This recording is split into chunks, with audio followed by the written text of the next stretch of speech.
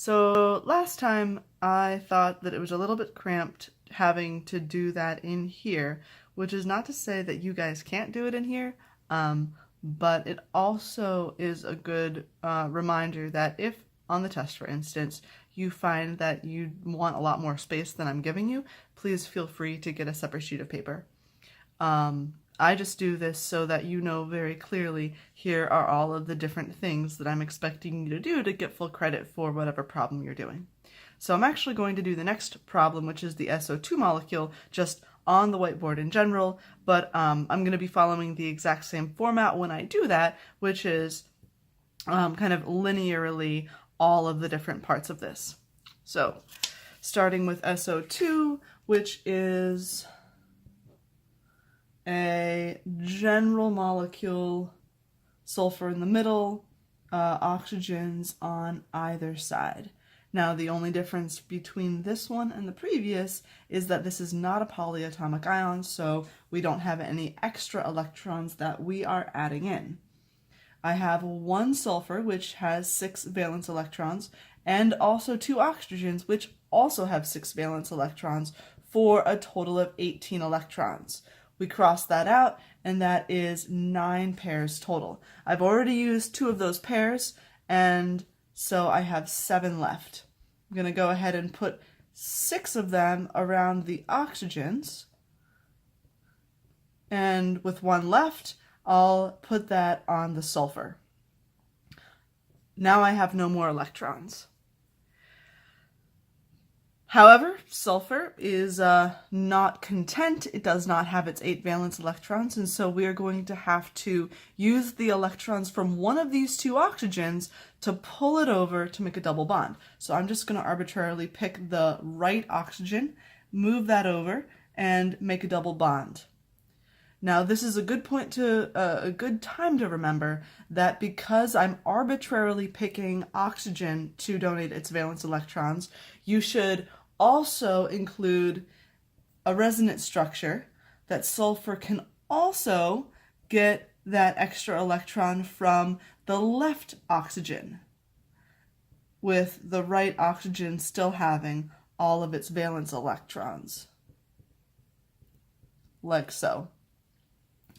Now, this Lewis dot structure is not really the correct bond angle, and so now I'm going to have to analyze what the shape is. I look at the center atom, and each center atom has 2 bond areas and also 1 lone pair.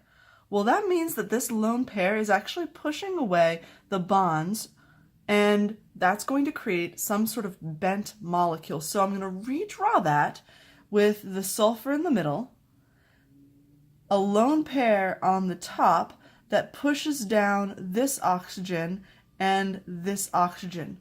You'll notice that since I'm drawing the 3-dimensional structure, I'm not going to worry too much about where the lone pairs are and which one's a double bond and which one's a single bond. I'm just going to see that with my 2 bonds and my 1 lone pair, this is going to have a bond angle of 119 degrees, and it is a bent geometry.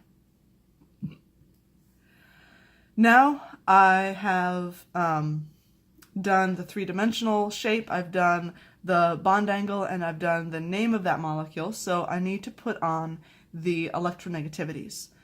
You just look this up on the periodic table. Oxygen has an electronegativity of 3.5, and sulfur has an electronegativity of 2.5. So I draw the electrons going down toward the oxygen, giving the oxygen a partial negative charge and the sulfur a partial positive charge. As a result, I know that this molecule has a negative and positive side, and when we subtract 3.5 minus 2.5, we get an electronegativity difference of 1.0, which means that the bonds are polar. Since the electrons are shifting down to one side, really because there's this lone pair up top that's creating a bent shape, the molecule is also polar. And that's going to make it easy to identify the last thing, which is what type of force is going to hold this together. So the last thing that I'm going to do is sort of draw out this shape. I know I've got sulfur and oxygen and a lone pair up top, and the charges, oxygen having negatives and sulfur having positives, and then I'll draw another one of those. Because remember, the intermolecular forces are between two separate molecules. This also has the lone pair and the negatives and the positives. And I'll just draw a temporary bond showing that this sulfur can connect with this oxygen, and that is the intermolecular force. Well, what kind of intermolecular force is it? Well, we know it can't be dispersion forces because this is a polar molecule, not a nonpolar molecule. So our options are hydrogen bonds and dipole bonds. Well, it also can't be a hydrogen bond because sulfur is connecting to oxygen, not hydrogen. So our only option is that it is a dipole force. And that's it.